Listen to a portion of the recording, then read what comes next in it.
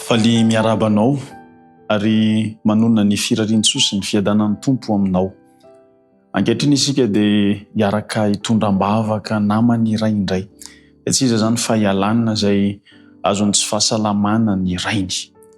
Misy ten'Andriamanitra ao amin'ny Jakoba 5:5-10 izay mivaky toy izao amin'ny anaran'i Jesosy manao hoe: ary ny fivavaky ny finoana dia hamonjy ilay marary, fa ny tompo hanangana azy ary raha nanota izy dia havela ny elony.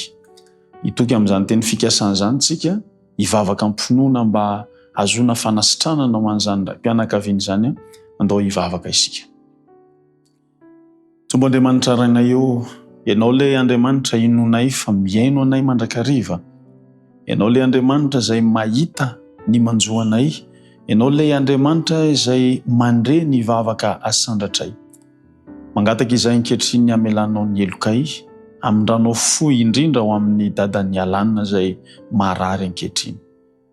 Ianao ilay Andriamanitra mpanasitrana, ianao ilay Andriamanitra mpamela eloka no angatahiko androany mba hamangy izany iray mpianakaviana izany ao amin'ny toerana misy azy, ampahery azy, anoana azy, anome azy fiadanam-po eo anatrehany izany aretina mahazo azy zany.